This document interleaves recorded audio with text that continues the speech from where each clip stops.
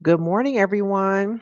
It's been a long time since I had been live in the morning, but hello to everyone. And for those of you who are new, my name is Burjo Elise Fully Love, and I'm the owner of the Elise Notary Services as well as the Notary Education Group. Today, we are going to be talking about why is your role as a notary important. Hold on just a second. Getting some emails here. All right. So yeah, guys, I needed to change the time I go live because trying to do it 30 minutes after I close it just wasn't working because sometimes I'll have an appointment at 7:30 and then I'm not making it back by 8:30 and it's just not fair to you guys. So, we're going to try this morning thing, trying to go live on Wednesday mornings. Let's see how that works. I've currently taken on a independent contractor role with one notary to help them with their high demand and covering online notary appointments that come in. So Mondays, I'm not going to be available. So we got to try to do this on a Wednesday. All right. So let's see here. First thing I wanted to talk about is your role as um, the person to legally authenticate documents. All right. So why do we need to make sure that our notarizations are valid and complete? Because if the document is invalid, then it's not legally binding, it was not done properly, so then that means it's null and void, right? So you got to verify the signers. All right. If you are not IDing signers, then you are not ensuring that the notarization is legally authenticated. You have to verify all signers' identity. I'm sorry, because you can have anybody come up to you and say, "Hey, I need to get this document notarized," and they can try to pull all type of stuff and scam, and fraud is at an all-time high. Hence why, oh God, they got guys walking from door to door. Hence why notary is becoming more and more of a requirement for legal documents. All right. And really any type of documents. I mean, they don't necessarily have to be a legal document, it can be for anything. People want to authenticate these signatures because you just got too much fraud and scam going on. All right. Next, you are preventing fraud. How are you preventing fraud? By ensuring that the documents that you're going to be signing are filled in. Make sure they're completed. Make sure that the names that are listed on the documents is the name for the person who is standing before you physically, right? You don't want to be just signing and notarizing a document and the person before you is not even the person that's named in the document.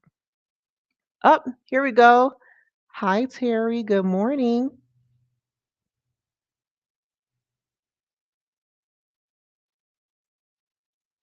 Yes, it's been a long time. I've been having to change it up because there's been so many changes in my schedule. And, since I went I mean, not part time, since I went full time, I have been busy, busy, busy. So thanks for tuning in this morning. All right. So, yeah, that protecting fraud, guys, we got to make sure we're paying attention to what we're doing. All right. Stop listening to these Facebook groups telling you you're not supposed to be concerned with what is listed in the document. Just witness the signature and sign because that's a lie. We do need to be interested with what is on the document. What is the document being used for? Not so much. But if the document has information on there where blanks have to be filled in, there should be no blanks. And if the blanks are not filled in, there should be NA. Or if it's for office use, then of course you're going to leave it blank, right? If the person listed in the document is not the person before you, you're not notarizing their signature. The person listed in the document as a person who's supposed to be signing is the person who's supposed to be before you. All right. This is how we prevent fraud. Okay. What if the document says it needs witnesses and you know that you know your state specific witness requirements and the person decides that they want to do something different with the witness requirements. We know in, Florida anyway, The witness cannot be your spouse. It can't be your child. It can't be your parent. Okay. Can't be the parent. So I can't do that. And then also the witnesses need to be with me at the time that you are signing. So, for example, I had a person come to me. Hey, Stephanie, good morning. I had a person come to me and she wanted to get documents signed. And she was like, I can just have two witnesses sign at another time. And that's not how that works. I need you and the witnesses to appear before me with ID for us to sign these documents. And she was not happy. But I know my processes and procedures for performing notary in Florida. And so she either was to have the witnesses come before me with her, or I'm not putting my name and seal in the document. All right. And who's to know what this person is trying to do? You know, we are supposed to protect signers' rights as a notary. Okay. You are protecting signers' rights and you want to make sure. Oh, we got another Stephanie. Hey, Stephanie. You want to make sure that you are ensuring that the signer who is going to sign the document is willing to sign the document. Make sure they're not being coerced, threatened, forced. All right. Make sure that they're aware of what they're signing. Do you even know what you're signing? You won't believe how many times I'll have a signer come before me. I don't know what I'm signing. They just told me I need to sign this. Not okay. I'm not going to sign and notarize that. Um, give them time to look over the document and read it. In some cases, you may have to read the document aloud to them. This is your way of making sure you protect the signer's rights. What if after they read the document, they are not aware of what's going on and they decide they don't want to sign? That is their right to do so. Okay. We are not to say, well, I came all the way out here and you got to sign this document. Nope, that's not how that works. If they are not willing, they are not aware, if they refuse to sign the document, that is their right to do so, and we need to honor that. And if there's other family members or other representatives and so on that are trying to force this person to do it because they have to get XYZ done, and the signer still is not understanding or willing, can't do it. Sorry. Doesn't matter how much money you're getting, guys. We have to be people of integrity. We got to protect signers' rights because they're, like I said, and I'm probably going to be repeating this throughout the whole video. Fraud is at an all time high. Furthermore, a lot of elders are being scammed into doing things that they really don't want to do. People are um, playing on these people's heart and trying to force them to come up off a property for their own gain and not the elder person. So we got to protect them too, guys. All right. I'll tell you, I saw a story. I saw two stories actually online. One story was where a lady brought a man into the bank, and he was not alive. This is what the story said. The man was in a wheelchair, and she pushed the man up to the teller window and tried to get him to sign. And they said that what a red flag was that the man's head was bobbling, and she was trying to get his head to stand up and sit straight so that he could sign this document. It's crazy. She was trying to withdraw money from his account, and the man was deceased. All right. Super scary. Another incident was I saw on the news, and it was very sad. Um, it was an elderly couple. Their grandson got a quit claim deed signed and sold his grandparents' property.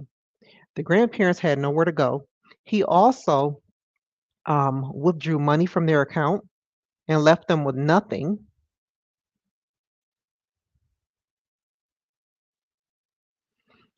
Um, hold on, Terry, I'm gonna answer your question in a minute. Left the couple with nothing, and they had no way of contacting the man. They were trying to contact their grandson. He wasn't answering, and it was done. And they had to move. And then the people who bought the house from the grandson, he was trying to sell it back to the grandparents for an outrageous amount of money that they couldn't afford because the grandson had took all their money. So this is what I'm saying. So my thing is, how was he able to get a power of attorney signed, and how was he able to get a quitclaim deed signed for his grandparents? Did the notary do their job in IDing everybody and making sure the person who needed to sign was actually there? That's the scary thing about it. All right. And you will have people who feel like they're very close to you. They will try to get you to do things because they know you're a notary. And I don't know if you guys realize it, but your role is so important to legal situations like this. So this is why people are going to come to you, and people are going to play on your heart too and pull your heartstrings. Hey, my grandparents, they're so old and I can't get them to sign. But you know me, you know my grandparents, you know that they would sign if they could. Can you just notarize this for me? I'll sign their signatures and we'll just say that they did. No, absolutely not. Absolutely not. Now, Terry says, what if folks hold on to the document but has the sheet where you sign? Some people don't like to show their business. Terry, then they can't get the document notarized. I'll tell you, I've had people come to me and do that before, where they'll just bring me the signature page and they have nothing else. And I'm like, what am I signing or notarizing for you? Oh, I'm signing this document, but this was the only page that you needed to sign. That's not how that works. Because I need to see all of the pages for the document. What if there's blanks? What if they plan to fill in different information after the fact? And here I am just signing the signature page. Big no.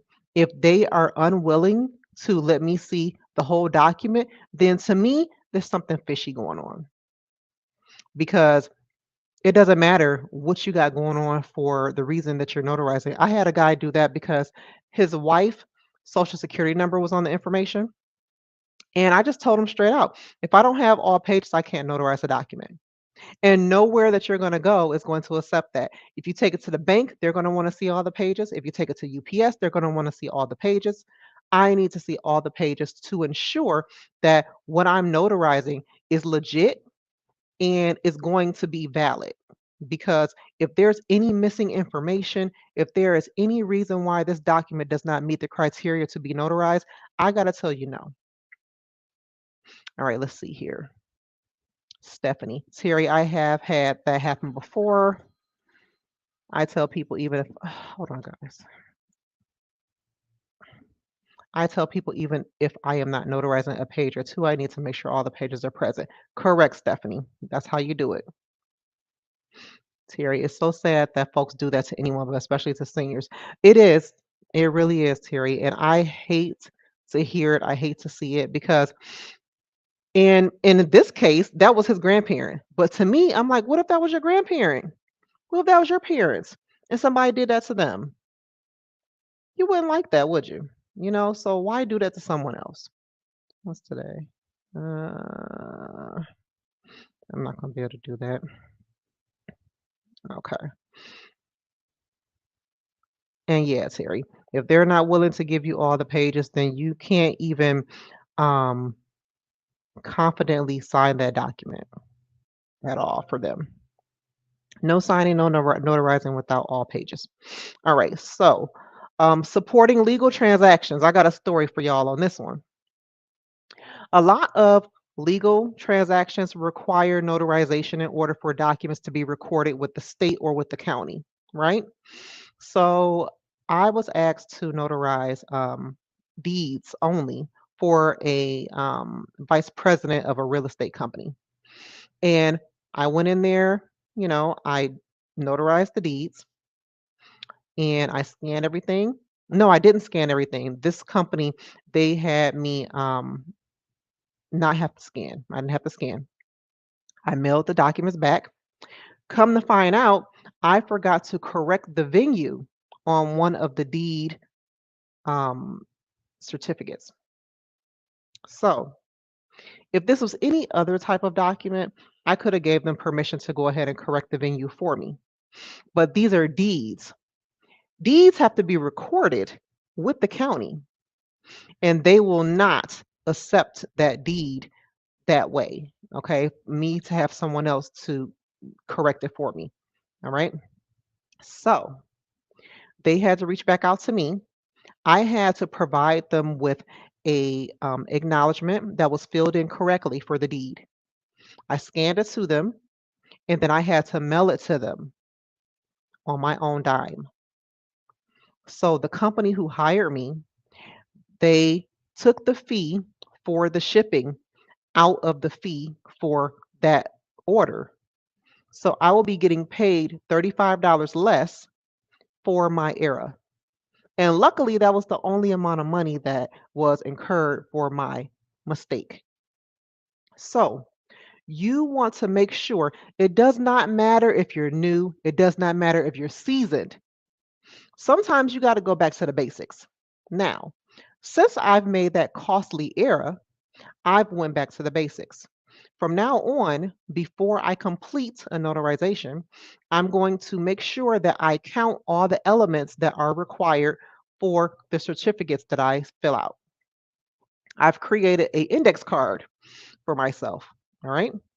If you have access to my library, you will be able to get a copy of this card. This card is printed on a 4x6 index card. Okay. This is what I bring with me to signings since the mistake. And it just helps me to remember the elements because I know what elements need to be on the certificate.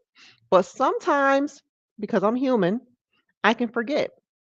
So, as a good practice, you should be verifying each element is present before you leave your appointment. Okay, so I'm going through, I'm filling out my certificates, right? Before I leave, I review my documents, obviously, because anything could have been missed, there could have been a mistake, whatever.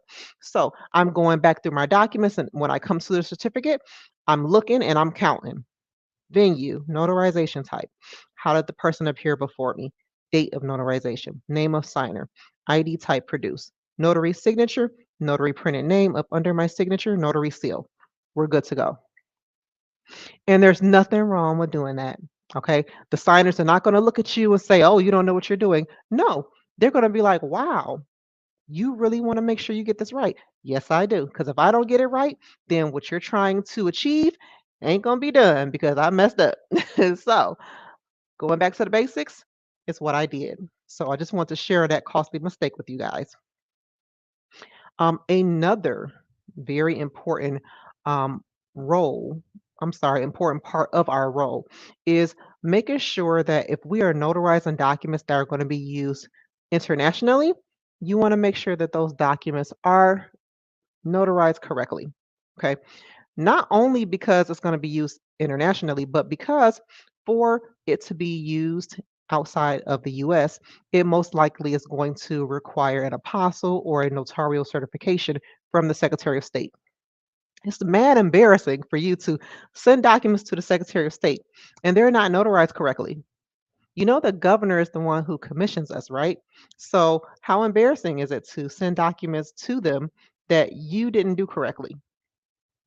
All right. So, not only do you want to make sure that the documents are um, done correctly so that it can, get the apostle or I'm going to have to take this call. Hold on, guys. Let me put myself on mute.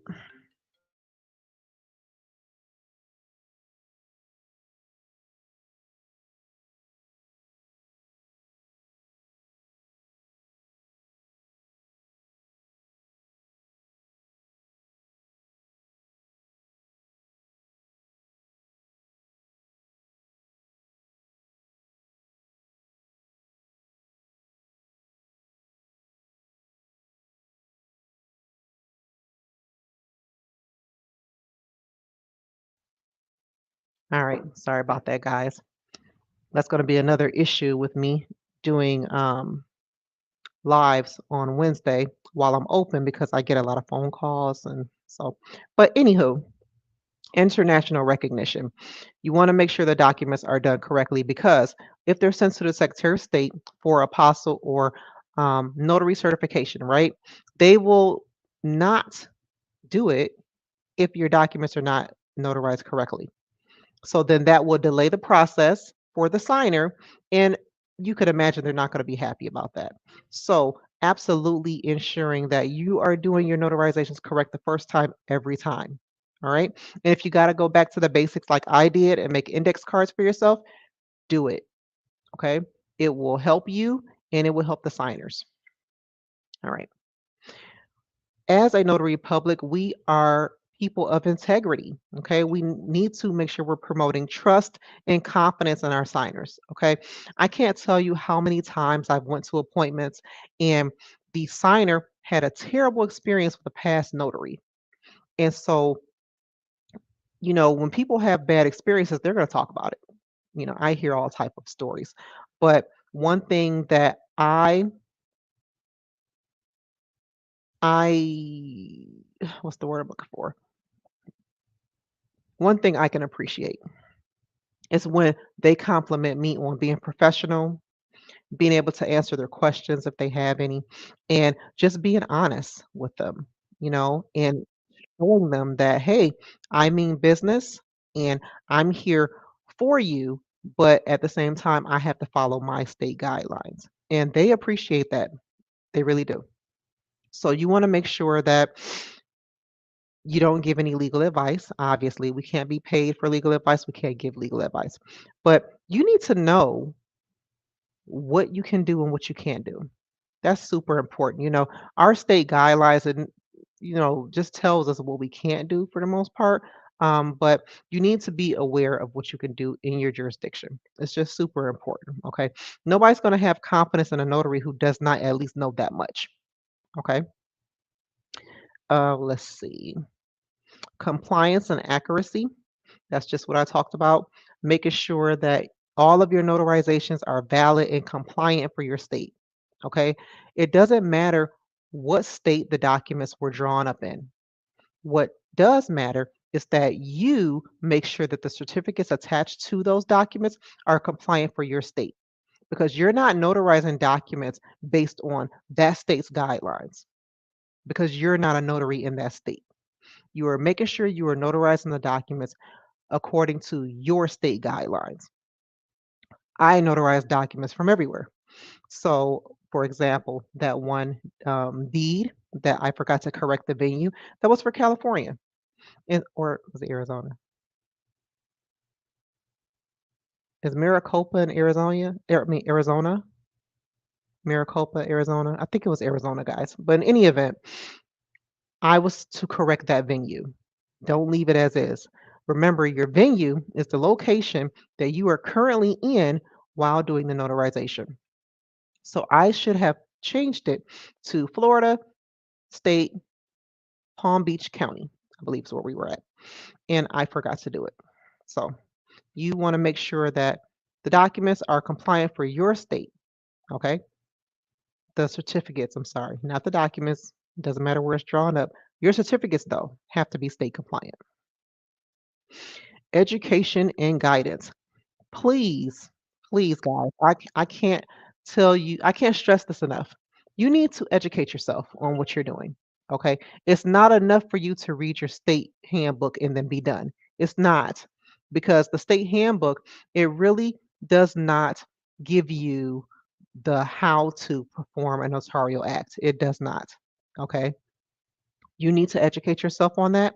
And not just notary, you guys need to educate yourself on customer service etiquette. There are so many notaries with really bad customer service. They're not professional. They don't have good manners. I mean, when you first meet with a person who you are performing notary services for, introduce yourself. Just because they already know who you are and that you're coming does not mean that as soon as you see their face that you don't introduce yourself. You need to introduce yourself. You need to address them by name. Okay. So make sure that you know who you're coming to see so that when you see that person, you can address them by name. Okay. Customers appreciate that. They really do. Okay. Helps them to know that they're not just another appointment to you, that they are an actual person who you're coming to work with. You are right, Stephanie. Customer service is a must. Being professional. Okay. The way that you look says a lot about you. It just does. And remember, first impressions are everything, guys. Okay. I did a notary yesterday, and you guys know this is what I wear. I wear this, and I have on slacks, and then I have on my little cute loafers that match, whatever top I have on. But in any event, I walk with my head up, my shoulders straight. Okay. I have my notary bag, and I have my purse, and I'm ready to go. So I met with the signer yesterday, and he was in a suite. And the suites, they don't have windows. So I went to the suite number. I knocked on the door. I waited. He opened the door, and the first thing he said is, "Wow, you are really professional." I said, "Well, thank you. Hi, my name is Burjo. Nice to meet you, so and so." And so he moved to the side. I came in.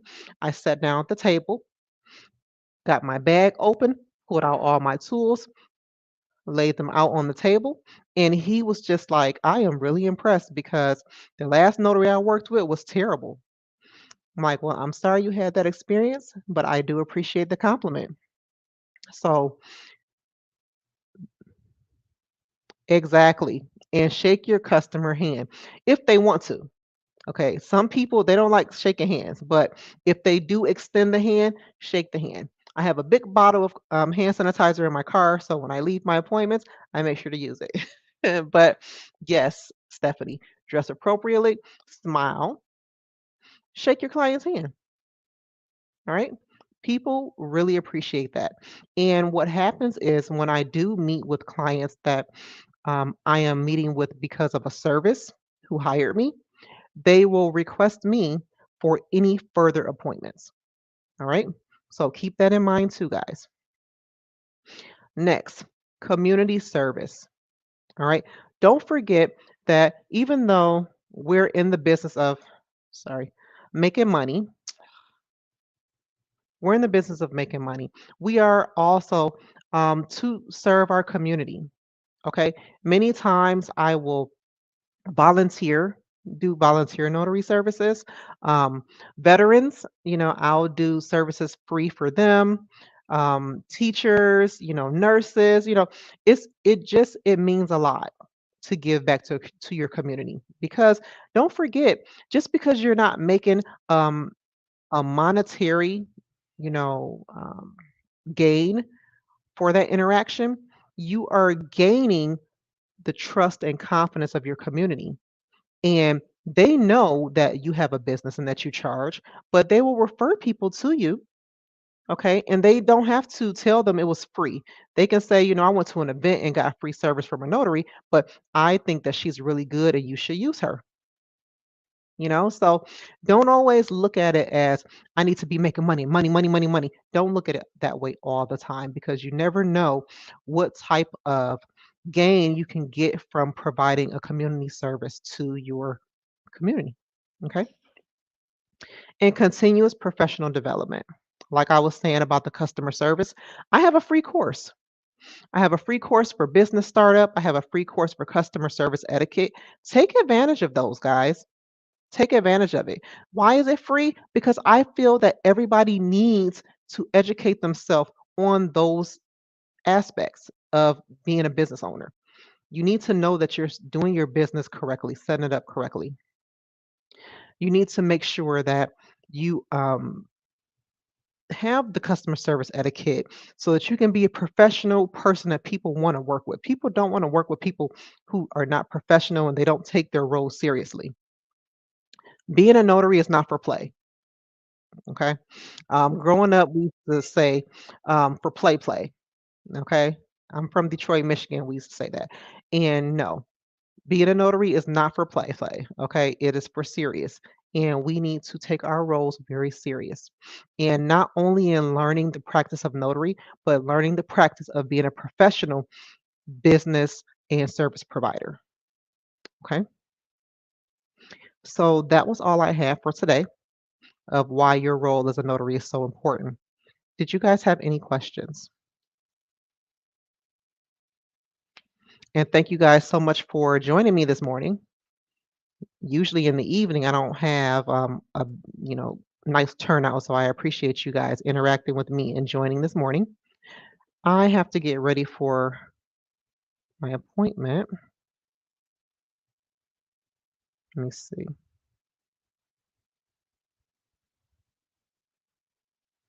Yes, I have to get ready for my appointment. My documents are ready. And yeah, so you guys have a good rest of the day. I'm about to get started with work.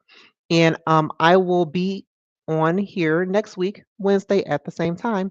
So you guys have a good rest of the day. If you do have questions after the fact, don't forget to drop them in the comments. If you like the video, then make sure you like it.